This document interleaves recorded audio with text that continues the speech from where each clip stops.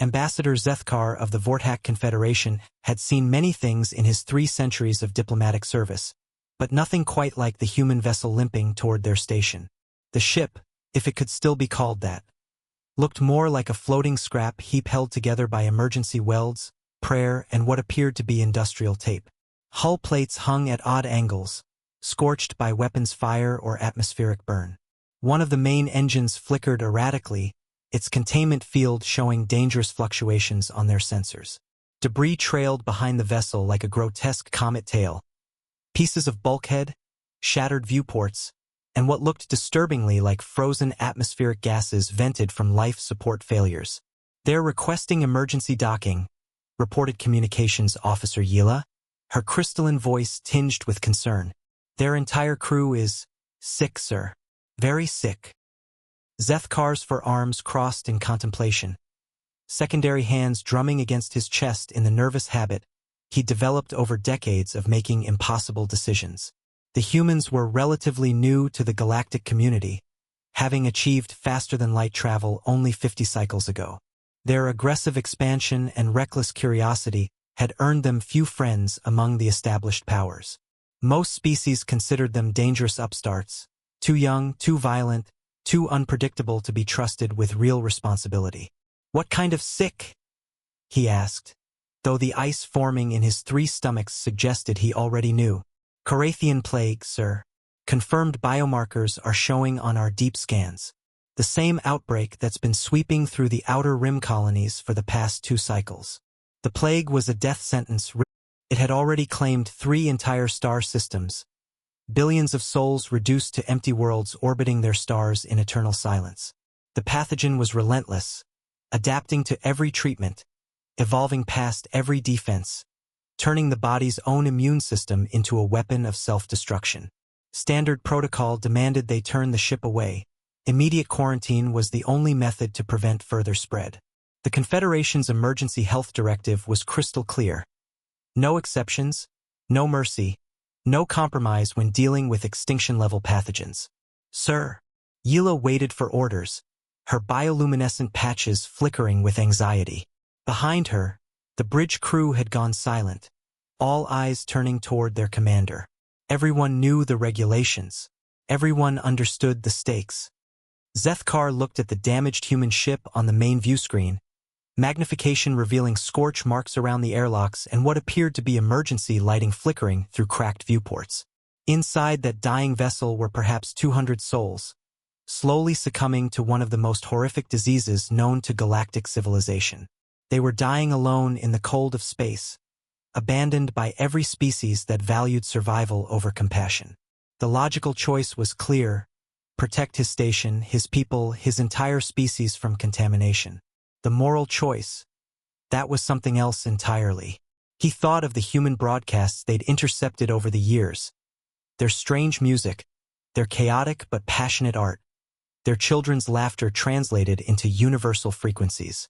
Young as they were, reckless as they seemed, they were still people, still capable of love, fear, hope, and desperation. "Grant them emergency docking," he said quietly. "Bay 94. Full quarantine protocols. Level 10 containment." "Sir, that's directly against." "I know what it is, Officer Yila." His voice carried the weight of command and the burden of conscience. "But sometimes the regulations don't account for what's right." As the human ship docked with painful slowness, automated systems screaming warnings about contamination and protocol violations, Zethkar wondered if he'd just made the biggest mistake of his career. The Confederation Council would demand his head for this decision.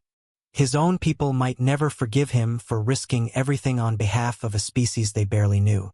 Little did he know, he'd just made the best decision in galactic history. The human who stumbled off the transport was clearly dying, but she refused to acknowledge it. Dr. Elizabeth Kane moved with the deliberate, measured steps of someone fighting their own body's betrayal.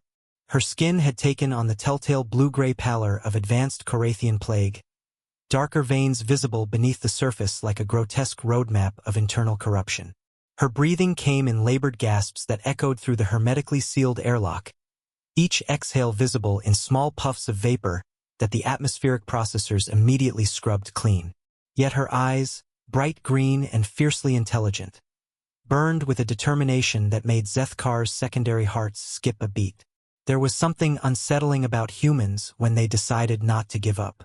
It was like watching a star refuse to collapse despite having exhausted all its fuel. "Ambassador," she wheezed, extending a trembling hand in the peculiar human greeting gesture. Her fingers shook with fever, but her grip remained surprisingly firm.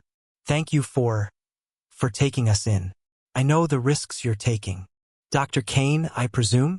We received your medical credentials during approach." Zethkar gestured with two of his arms toward the sealed medical bay they'd hastily prepared, while his other hands worked nervously at his diplomatic sash.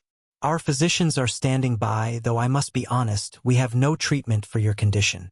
Our medical databases show a 0% survival rate once the plague reaches your current stage." Kane's laugh was bitter and sharp, immediately dissolving into a violent coughing fit that produced disturbingly dark blood. Almost black, with an iridescent quality that suggested the pathogen had fundamentally altered her cellular structure. She wiped her mouth with a tissue that immediately began dissolving from the corrosive nature of her bodily fluids. That's why we came," she gasped between labored breaths. "Not for treatment. For research. For answers." With hands that shook like autumn leaves, she pulled out a sealed case covered in biohazard warnings in 17 different galactic languages. The containment unit hummed with its own power source and environmental controls. Samples, tissue cultures, blood work, DNA sequences, 3 months of data from the plague worlds, Kepler 442b, Ross 128, and Wolf 359c. My team. We were the last ship out before the planetary quarantine barriers went up. Her voice carried the weight of entire civilizations. Zethkar had read the reports, billions dead across 3 star systems, each world now a sterile monument to the plague's efficiency. "Dr. Kane, you should rest, conserve your strength." "No."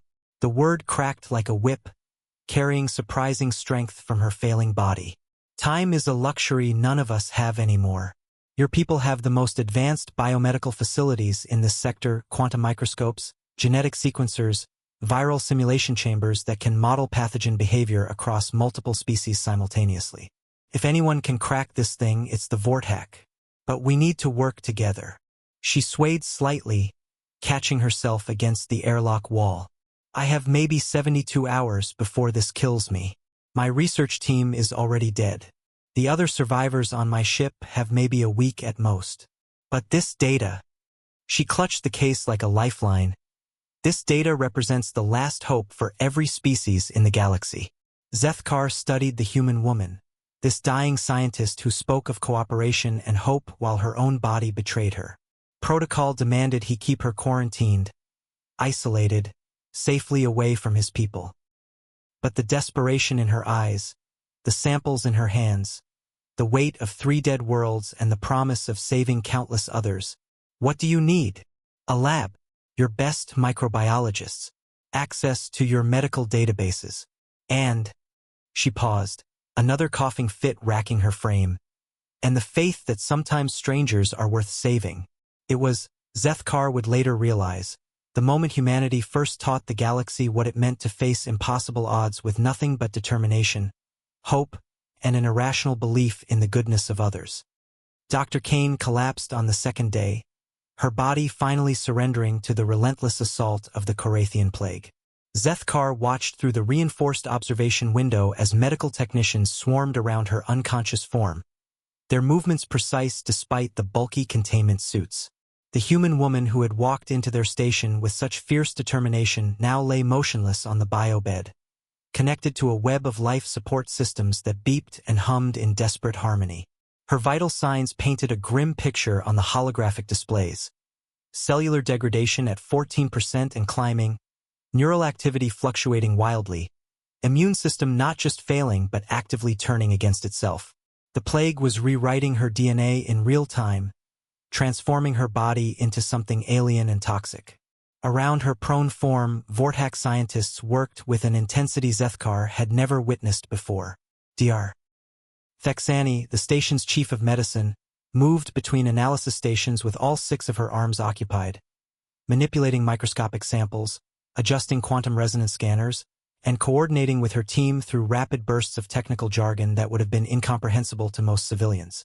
The human's work is remarkable, Thexani admitted during their hourly briefing, her usual professional detachment replaced by something approaching reverence. She somehow isolated 17 different viral protein sequences that our most advanced computers missed entirely. Her analytical methods are crude by our standards, but her intuitive leaps. She paused, mandibles clicking in amazement. It's like she can see patterns in biological chaos that our logical minds cannot process. Can you synthesize a cure? Zethkar asked, though he already dreaded the answer. Perhaps. The human data has revealed weak points in the plague structure. Molecular vulnerabilities we never would have discovered on our own. But, Thexani's bioluminescent patches dimmed with worry. We would need to test it. The molecular structure is incredibly complex, with over 40,000 potential interaction points. One error, one miscalculation, could make the plague worse, not better. It could accelerate the cellular breakdown or create a more virulent strain. Through the window, Kane's vital signs flickered like dying stars. Her green eyes had closed 12 hours ago and hadn't opened since. The medical computers projected her remaining lifespan in hours now, not days, the countdown visible in harsh red numerals that seemed to mock their efforts. Test it on me. The voice was barely a whisper, transmitted through the medical bay's sensitive communication system. Kane's eyes had opened, just barely, though she clearly lacked the strength to turn her head or move her arms. The effort of speaking alone sent her oxygen levels plummeting. Dr. Kane, you need to conserve your energy. I'm dying anyway, she interrupted, her words matter-of-fact and clinical despite their devastating content. Cellular breakdown is at 15%. Neural degradation starting. I've got maybe 6 hours left, probably less. Her voice carried the calm acceptance of someone who had studied death professionally and now faced it personally. Zethkar felt something twist in his chest, an emotion he hadn't experienced since his own youth, watching his clutch siblings succumb to Vortak blood fever. There must be another way. Some other test subject, some simulation. There isn't time, Kane whispered. Use me as your test subject. If it works, great. If it kills me. A ghost of her former smile appeared. Well, I've got maybe 6 hours left regardless. At least this way, my death might mean something. She closed her eyes again, gathering strength for her next words. Besides, this is what humans do. We take stupid risks for the people we care about. We hardly know you, Zethkar said softly. Kane's monitor showed her attempting to smile, the simple expression requiring tremendous effort. Doesn't matter. Your people gave us sanctuary when no one else would. When the entire galaxy turned us away to die in space, you opened your doors. That makes you family. And with those words, Elizabeth Kane became the first human to teach the galaxy that humanity's greatest strength wasn't their technology or their weapons. It was their willingness to sacrifice everything for others, even strangers who had every reason to let them die. The cure worked, but not in the way anyone expected. It took 18 agonizing hours for Kane's body to respond to the experimental treatment. Zethkar had remained at the observation window for the entire duration, watching as her vital signs fluctuated wildly, plummeting toward flatline, then suddenly spiking, then stabilizing at levels that defied medical understanding. Her cellular regeneration rates exceeded anything in the Vortak medical databases. Dr. Thexani emerged from the medical bay after the longest shift of her career, her containment suit dripping with sterilization chemicals and her 6 arms trembling with exhaustion. Ambassador, what we've witnessed. It challenges everything we know about biological systems. Is she alive? More than alive. She's thriving. Thexani activated a holographic display showing Kane's cellular activity in real time. Look at this, the plague virus is not just neutralized in her system. It's being systematically dismantled and cataloged by her immune system. But that's not the remarkable part. The hologram zoomed in on individual blood cells, each one glowing with bioluminescent markers. The antibodies she's producing, they're not just targeting the current strain of Korathian plague. They're evolving, adapting. Her immune system is somehow learning to counter variants of the virus that don't even exist yet. Zethkar stared at the impossible data. How is that possible? We don't know. We've run the analysis 17 times. Her white blood cells are creating defensive protocols for theoretical mutations, plague variants that might emerge through natural evolution or even deliberate modification. It's as if her body is preparing for biological warfare that hasn't been invented yet. Inside the medical bay, Kane slowly sat upright for the first time in days. Her skin had returned to a healthy pink hue, though she still moved with the careful deliberation of someone testing their own mortality. When she spoke, her voice was clear and strong. Enhanced adaptive immunity, she explained through the intercom, managing a weak but genuine grin. It's a quirk of human genetics that most species consider an evolutionary dead end. Most civilizations develop immunity to specific threats. You encounter a virus, you build defenses against that exact virus. Efficient, logical, practical. She stood slowly, testing her balance.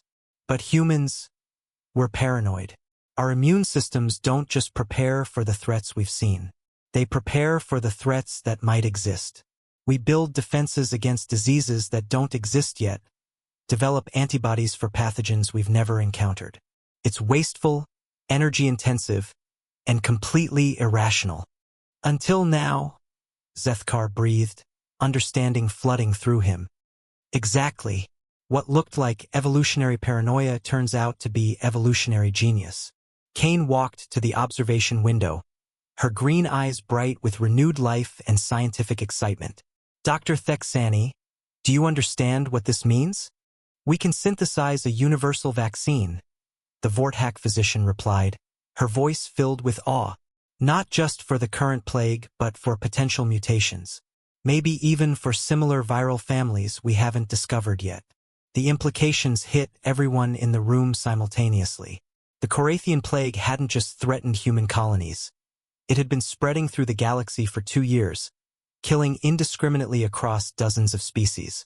Entire civilizations had fallen. Star systems had been quarantined and abandoned. The economic and social devastation stretched across 3 spiral arms. We need to mass-produce this immediately, Thexani said, her professional excitement overriding exhaustion. Alert the Galactic Health Council. Contact the... Wait. Kane held up a hand, her expression suddenly serious. There's something else. Something more important than just this cure. Both aliens turned to her, waiting. The research, the breakthrough, it wasn't just me. It wasn't even just human biology. It was collaboration. Your people's advanced equipment, our biological quirks working together. Neither of us could have achieved this alone. She looked directly at Zethkar. The galaxy is full of threats like this. Viruses, bacteria, parasites, things we haven't even discovered yet. We need permanent cooperation. What are you proposing? Kane smiled.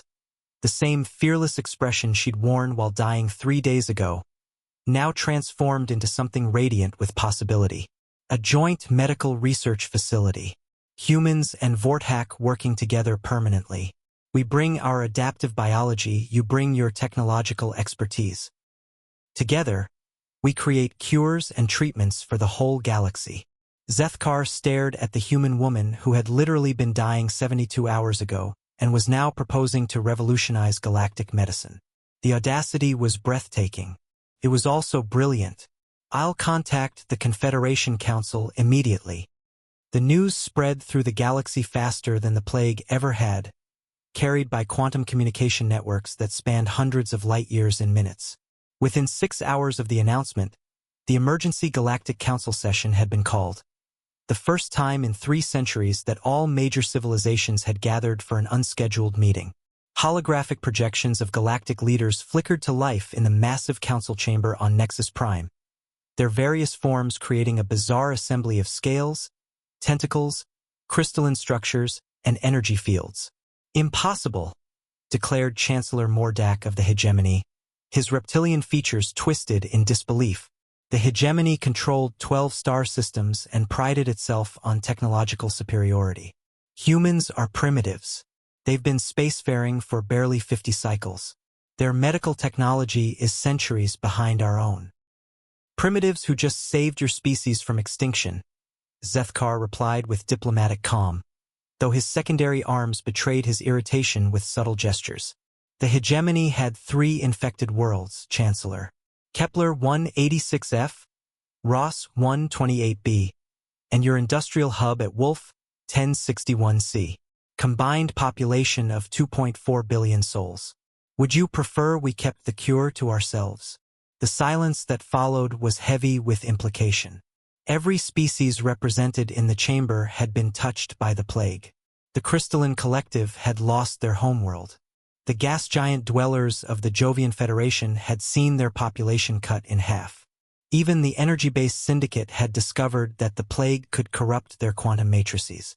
The proposal is unprecedented, admitted Councillor Vex of the Trade Federation, her blue-skinned features betraying careful calculation. Joint research facilities? Shared medical technology? The security implications alone are staggering. We would be giving humans access to our most advanced biotechnology. And they would be giving us access to their genetic advantages, countered Ambassador Keglesis of the Silicon Collective, her crystalline voice ringing like wind chimes. The adaptive immunity alone could revolutionize how we approach biological threats. You're all missing the larger point, interrupted Dr. Kane's voice from the medical bay. She appeared as a hologram in the center of the chamber, still pale but radiating determination. Her presence commanded immediate attention. This was the human who had literally died and come back to save the galaxy. I've reviewed the galactic medical databases during my recovery, she continued, her green eyes sweeping across the assembled leaders. There are 47 known viral and bacterial threats that could potentially wipe out entire species. The Corathian plague was just the most recent. In the past century alone, we've seen the Andromedan wasting disease, the silicon rust, the quantum cascade syndrome, and the neural parasites of Vega Prime. Murmurs of recognition rippled through the chamber. Each name represented billions of dead, civilizations reduced to cautionary tales. But those are just the threats we know about, Kane pressed on. Every year, our combined exploration efforts discover new pathogens, new biological weapons left behind by extinct civilizations, new evolutionary horrors emerging from the dark spaces between stars. We're playing defense against an enemy that never stops evolving.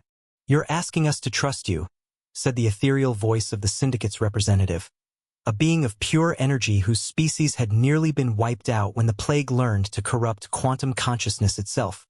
No, Kane replied firmly. I'm asking you to trust the process. Humans bring biological adaptability. The Vorthack bring technological prowess. The crystalline collective brings computational analysis. The silicon-based species bring mineral resistance studies. Each species brings unique advantages that none of us could achieve alone. She gestured to the holographic displays showing plague statistics, death tolls that stretched into the trillions across affected worlds. We can either continue fighting these threats individually, losing billions every time something new emerges, or we can build something unprecedented, a truly galactic immune system. And what happens when humanity turns this research toward weapons? Chancellor Mordak's suspicion was palpable, his scales darkening with distrust. What happens when you decide our biological secrets make better tools of war than healing? Kane's green eyes hardened, and for a moment, the assembled leaders saw the same fierce determination that had driven her to sacrifice her life for strangers. Then you stop us, Chancellor. This isn't about human dominance or anyone else's. This is about survival. All of our survival. The chamber fell silent as the weight of decision pressed down on leaders who had spent centuries thinking in terms of individual species advantage rather than collective survival. I call for a vote, Zethkar said finally, his voice carrying across the quantum network to every corner of the galaxy. All in favor of the Joint Medical Research Initiative?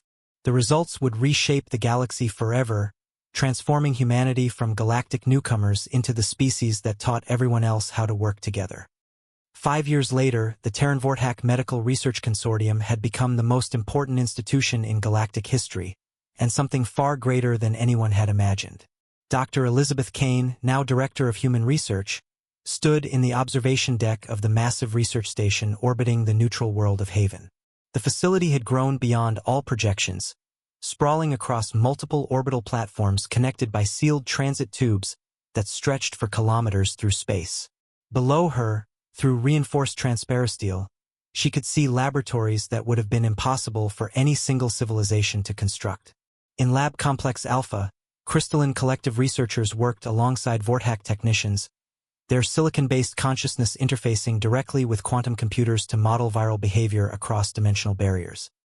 Lab Beta housed the gas giant dwellers from the Jovian Federation, their atmospheric chambers allowing them to study airborne pathogens in their natural element. Lab Gamma buzzed with activity as the energy-based syndicate representatives analyzed how biological threats could be converted into quantum signatures for early detection. 47 different species, hundreds of the galaxy's finest minds, all working together in ways that had been politically impossible just years before. The mortality rate for Zalarian fever dropped to 0% last week, reported her assistant, Dr. Marcus Webb, his tablet displaying cascading data streams. That's the 15th major pathogen we've completely eradicated this year alone. The quantum plague vaccine went into distribution yesterday, and the preliminary trials for the silicon rust antidote are showing 97% effectiveness. Excellent progress. What about the project proposals from the Outer Rim territories? 3 new research initiatives just came in through the quantum relay. Webb scrolled through the requests. The silicon-based Crystarchs want help with a crystalline virus that's affecting their hive minds. Apparently, it's causing memory fragmentation across entire planetary networks. The gas giant dwellers have discovered some kind of energy parasite that feeds on stellar radiation and spreads through solar winds. And the Andromedans. He paused, frowning at his screen. They found something they won't discuss over subspace. They're requesting a personal consultation. Kane nodded, making notes on her own tablet. Each new project represented lives saved, civilizations preserved, entire species pulled back from the brink of extinction. It had become routine, this business of preventing apocalypse. What had once seemed impossible was now simply Tuesday afternoon's work schedule. Director Kane? The voice belonged to Ambassador Zethkar, now serving as the consortium's diplomatic liaison to the Galactic Council. His forearms carried a familiar sealed case, the same type Kane had brought to his station 5 years ago, now a standard delivery method for biological samples across the galaxy. What do you have for me, Ambassador? A question, actually. Zethkar set down the case and activated a holographic display that filled the observation deck with swirling data visualizations. The Galactic Council is preparing their annual review of the consortium. Do you know what they're calling it? Kane studied the holographic projections, statistical analyses that painted a picture of transformation almost too vast to comprehend. Lives saved numbered in the trillions. Economic damage prevented measured in the quadrillions of galactic credits. Entire civilizations that now existed because of collaborative research. I'm afraid to ask. The Great Debt. The hologram shifted to show interconnected networks spanning the galaxy. Research stations, medical facilities, emergency response centers, all connected by the unprecedented cooperation that had begun with a single dying human and a Vortak ambassador willing to take a risk. Dr. Kane, according to their calculations, the galaxy owes humanity a debt that can never be repaid. The economic value alone of preventing extinction-level events. Kane studied the mind-numbing projections, then shook her head with the same determination she'd shown while dying of plague 5 years ago. They've got it backward, Ambassador. How so? Humanity didn't save the galaxy alone. We couldn't have. It was cooperation, collaboration, trust between species that had never worked together before. She gestured toward the laboratories below, where beings of every conceivable form worked side by side, sharing knowledge that had once been jealously guarded state secrets. The galaxy gave us something more valuable than any debt could represent. Zethkar's mandibles clicked in curiosity. Which is? Kane smiled, the same fierce grin she'd worn while dying, now transformed into something radiant with hope for the future. Family. A family that spans star systems and transcends biology itself.